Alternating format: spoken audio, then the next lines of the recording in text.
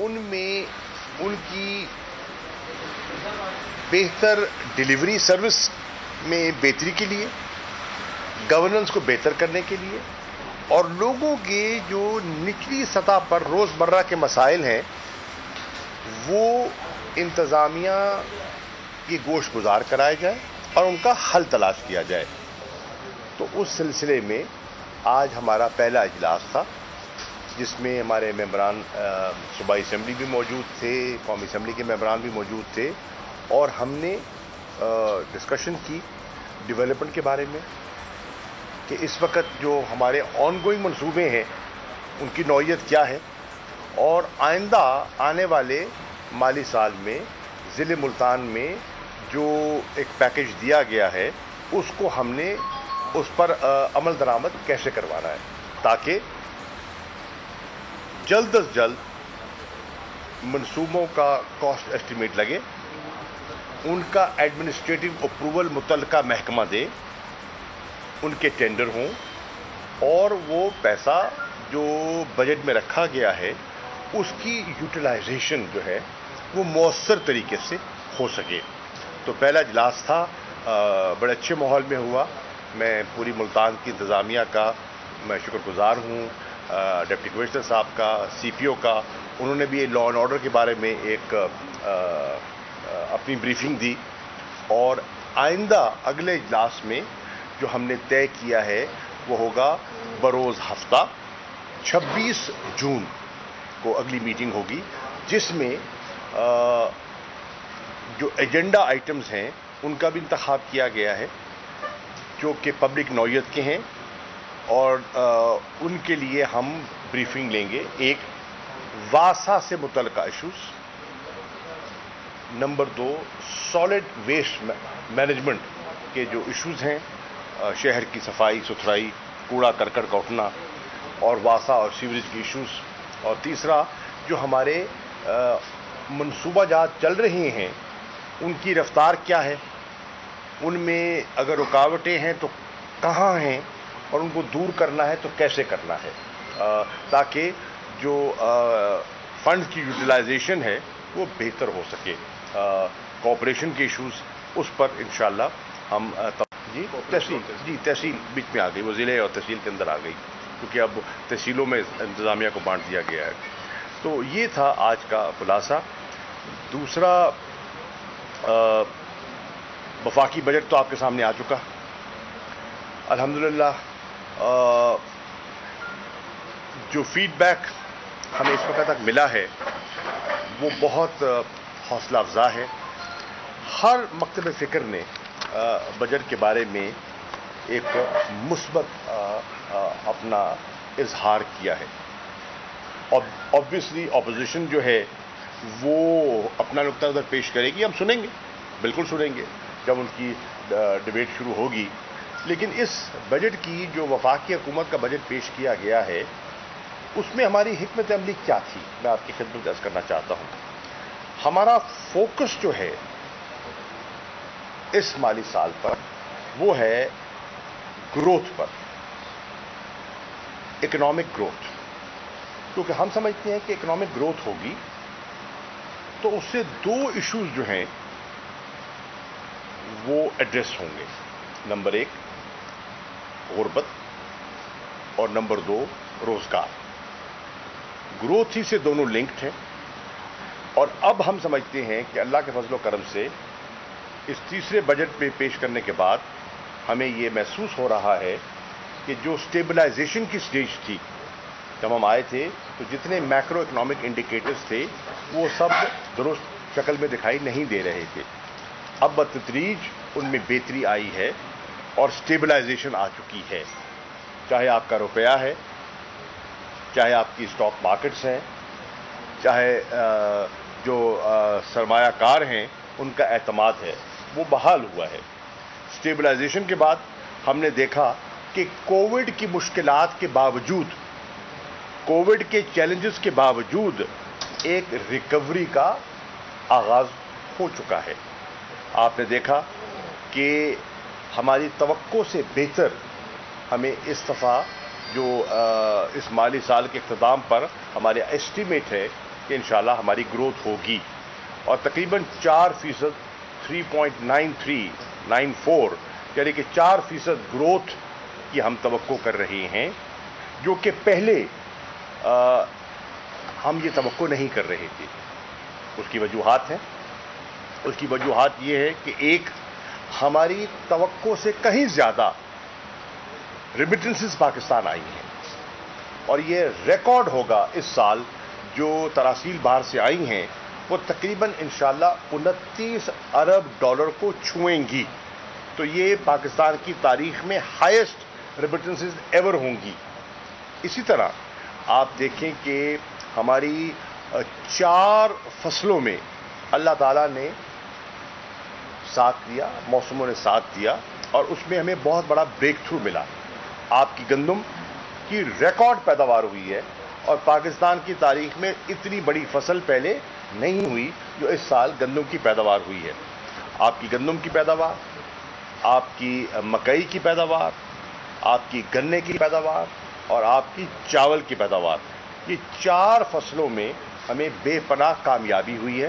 ایک فصل میں ہمیں دقت آئی اور ہم اپنے ایسٹیمیٹس کو نہیں چھو سکے اور وہ ہے کپاس، اور اس کی وجوہات ہیں اور بنیادی وجہ اس کی جو ہے وہ سیڈ، معیاری سیڈ نہ ہونا اور اس میں ریسرچ کا فقدان جو ہے اس کا سامنا کرنا پڑا اور وہ ہمیں ایک ڈیفیکلٹی آئی ہے جس کو ہم انشاءاللہ دور کرنے کی کوشش کر رہے ہیں اور یہاں ہم چائنا سے ہیلپ لے رہے ہیں تاکہ ان کے جو زرعی ماہرین ہیں اور ان کی جو ریسرچ ہے اس ریسرچ سے ہم مستفید ہو کر اپنی یہ جو ساؤتھ پنجاب کی کاٹن کی پروڈکشن جو متاثر ہوئی ہے اس پر بھی ہم اپنا غلبہ پا سکے اور اس کو دور کر سکے۔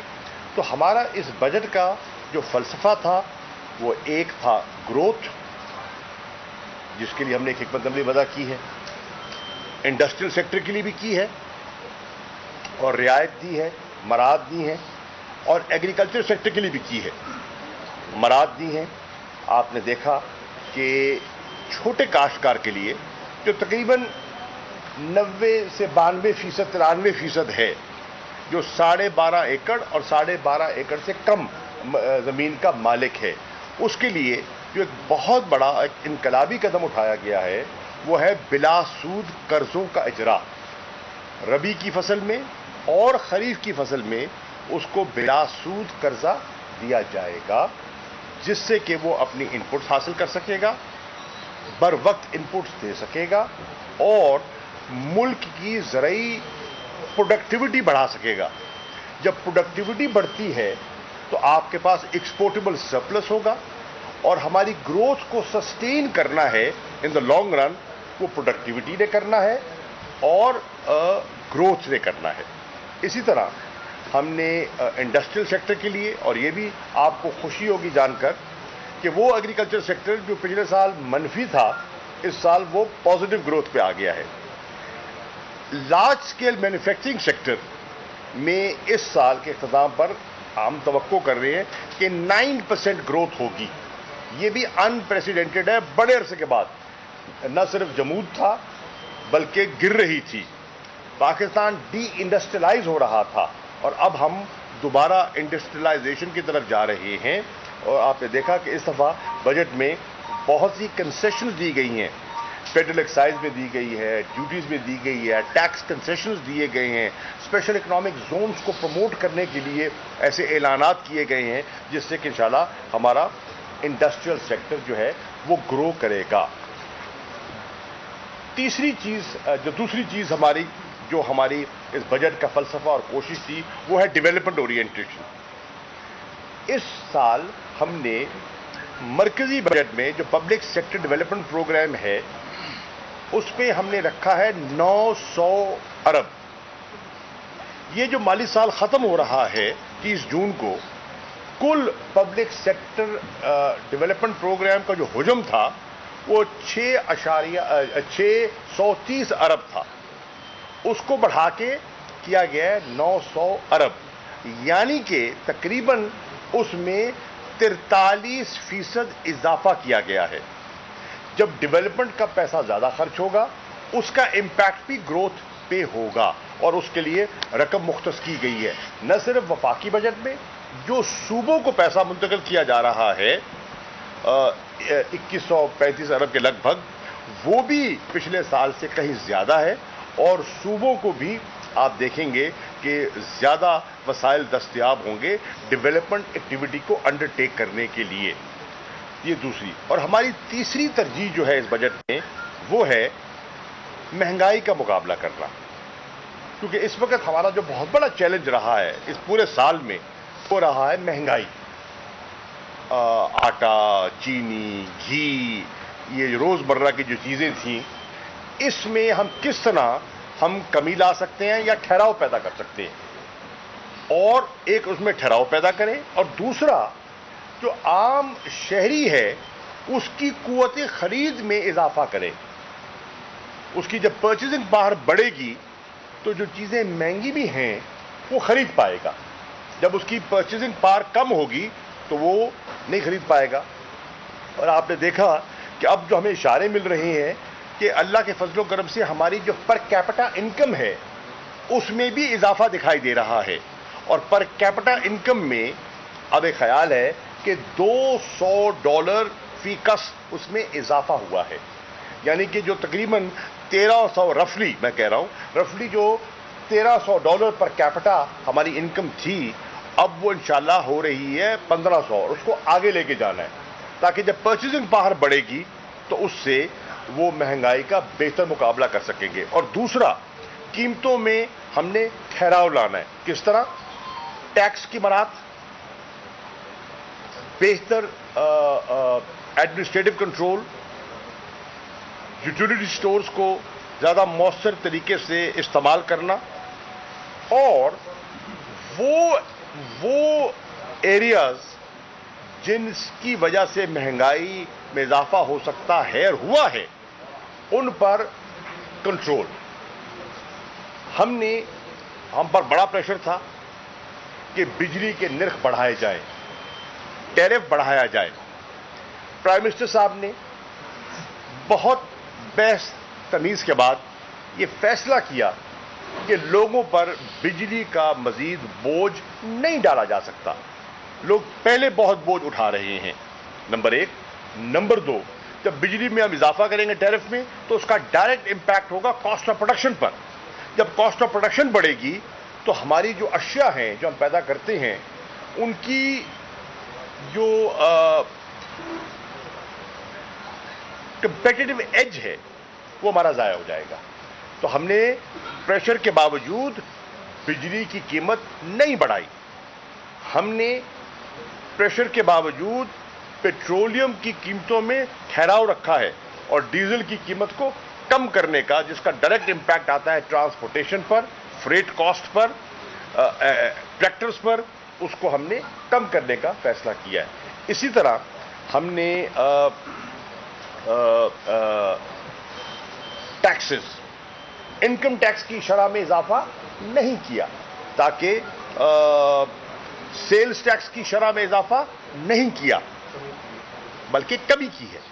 اور اس لیے کہ یہ وہ چیزیں ہیں جن کا ڈائریکٹ امپیکٹ ہوتا ہے مہنگائی پر. اور دوسری جو اللہ کا کرم ہوا ہے, جو روپیہ ہمارا دن بدن گر رہا تھا اور ڈالر چڑھ رہا تھا, اس میں نہ صرف ٹھہراؤ آیا ہے, اس میں بہتری آئی ہے. روپی نے باؤنس بیک کیا ہے, تو اس کا بھی ہم توقع کرتے ہیں کہ مہنگائی کو کنٹرول کرنے میں قدرے ہماری مدد ہوگی. تو یہ تین جو ہماری پلرز ہیں, growth, development and containment of inflation, جس کو افراط زر کہتے ہیں اردو میں, یہ ہماری بجٹ کی حکمت عملی رہی ہے. اور امید ہے کہ اس حکمت عملی کو بروئے کار لاتے ہوئے اگلے مالی سال میں ہمارا ٹارگٹ ہے کہ ہم 4.8% گروتھ فگر حاصل کریں گے. تقریباً انشاءاللہ 5 کے قریب ہم پہنچنے کی کوشش کریں گے, اور اس سے اگلے سال اس میں مزید بہتری ہم لانے کا ارادہ رکھتے ہیں. میں عرض کر رہا تھا ہماری جو ترجیحات ہیں اس میں ہم نے ترجیح دی ہے ٹرانسپورٹ اینڈ کمیونیکیشن سیکٹر کو, اور اس میں ہم نے جو اپنا روڈ انفراسٹرکچر ہے اس میں مزید بہتری ہم لا رہے ہیں. سڑکیں نئی بھی آ رہی ہیں، جو ایگزسٹنگ ہیں ان کی مرمت کے لیے پلاننگ ہو رہی ہے، اور 3-4 میں موٹے موٹے منصوبوں کا ذکر کر دینا چاہتا ہوں جس کا امپیکٹ ہوگا.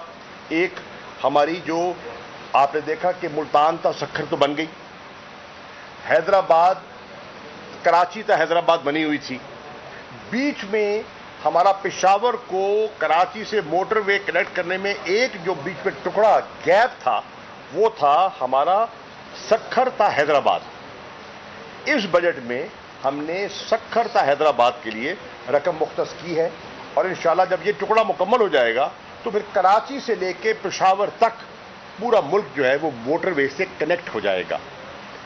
اسی طرح ہم نے ایک اور امپورٹنٹ ایریا جو ہمارا ایکسپورٹ کا شہر ہے سیالکوٹ تا کھاریاں موٹر وے کا فیصلہ کیا ہے، اور وہ انشاءاللہ اس کے لیے رقم رکھی گئی ہے. اسی طرح کوئٹہ چمن کراچی ہائی وے اس کے لیے رقم مختص کی گئی ہے. پھر بہت پچھلے دنوں میں کہا گیا وہ جی سندھ کو صرف نظر کیا گیا، ہرگز نہیں.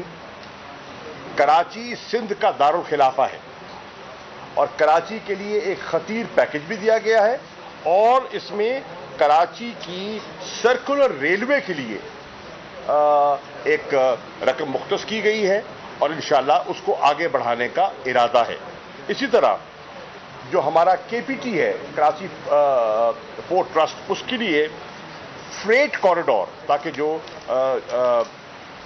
بحری جہاز آتے ہیں، سامان باہر سے آتا ہے، اس کی آسانی سے اپ کنٹری اس کو بھیجنے کے لیے جو دقتیں تھیں تو وہ فریٹ کوریڈور جو ہے اس کو بنانے کا پروگرام ہے. پھر ML1 ریلوے جو منصوبہ ہے وہ چین کے ساتھ اس کی گفت و شنید ہو چکی ہے، اس کے ساتھ نیگوسیشن آگے چل رہی ہیں، اور امید ہے کہ انشاءاللہ ان فیزز ہم اس کو بھی آگے لے کر چلیں گے. تو یہ میں عرض کر رہا تھا، ایک ہماری ہے اپنا ترجیح ٹرانسپورٹ اور کمیونیکیشن، اور اس کے لیے ہم نے 244 ارب روپیہ مختص کیا ہے. دوسری ہماری ترجیح ہے انرجی، ہم نے 118 ارب روپیہ اس کو ہم مختص کر رہے ہیں، اور انرجی پہ بھی ہمارا جو فوکس ہے وہ ہے رینیوبل انرجی پہ، جس کو گرین انرجی کہتے ہیں. اللہ نے آپ کو پانی دیا ہے جو ہم ضائع کر رہے تھے، تو اب ہم پن بجلی اور سولر کا سہارا زیادہ لینا چاہتے ہیں، تاکہ بجلی جو بہت مہنگی ہے اس کو ہم کنٹرول کر سکیں. ماضی کے جو معاہدے ہیں ان کو تو ہم ختم نہیں کر سکتے، ان پر ہم نظر ثانی تو نہیں کر سکتے، لیکن ہم آئندہ کے جو منصوبے ہیں اس کے لیے چاہ رہے ہیں کہ وہ بہتری ہے. پھر ہمارے زراعت کا انحصار ہے پانی پر، اور آپ نے دیکھا کہ پانی کے سیکٹر کو ماضی میں مسلسل پیپلز پارٹی کی گورنمنٹ بھی رہی، نون لیگ کی گورنمنٹ بھی رہی، 10 سال سے وہ حکومت کرتے آئے، پانی کے شعبے پر ان نے وہ توجہ نہیں دی تھی جو ہم دینا چاہ رہے ہیں. تو پانی کے منصوبوں کے لیے فیڈرل گورنمنٹ کے بجٹ سے 91 ارب روپیہ مختص کیا گیا ہے، اور ارادہ یہ ہے کہ انشاءاللہ اگلے 10 سالوں میں 10 ڈیم ہم انشاءاللہ مکمل کریں گے، جس سے کہ جو واٹر اویلیبلٹی ہے ہماری زراعت کے لیے وہ بہتر ہوگی، اور ہماری پروڈکشن اور ہماری پروڈکٹیوٹی جو ہے وہ اس میں بہتری آئے گی. پھر ایک اور چیز آپ نے محسوس کی ہوگی کہ کچھ علاقے ملک کے ایسے تھے بہت ترقی کر گئے، اور کچھ علاقے تھے جو پیچھے رہ گئے، پسماندہ رہ گئے. تو ہم نے ایک نیا کانسیپٹ اس بجٹ میں رکھا ہے، اور اس کو کہتے ہیں ریجنل ایکولائزیشن. اگر ایک علاقہ بہت آگے چلا گیا ہے اور ہمارا یہ جو ہے جنوب ہے، یا ہمارا ملتان ہے، دیرہ غازی خان ہے، رحیم یار خان ہے، اچ ہے، یہ پیچھے رہ گئے ہیں، تو ہم ان بیکورڈ ایریاز پر فوکس کریں. بلوچستان ہے، سدرن بلوچستان ہے، سدرن بلوچستان کے لیے ایک اسپیشل پیکج دیا گیا ہے. خیبر پختونخوا کے میں جو پرانا جو فاٹا کا علاقہ تھا جو اب خیبر پختونخوا میں ضم کیا گیا ہے، اس کے لیے ایک خطیم رقم 54 ارب روپیہ رکھا گیا ہے. Gilgit Baltistan remote area northern areas اس کے لیے ایک خطیر رقم رکھی گئی ہے تاکہ ریجنل ایکولائزیشن ہو. وہ علاقے ہم چاہتے ہیں پورا ملک ترقی کرے نا, چند آئلینڈز نہ ہو آف پراسپیرٹی اور باقی جو ہے پورا ملک جو ہے وہ اندھیروں میں نہ ڈوبا رہے. تو یہ ریجنل ایکولائزیشن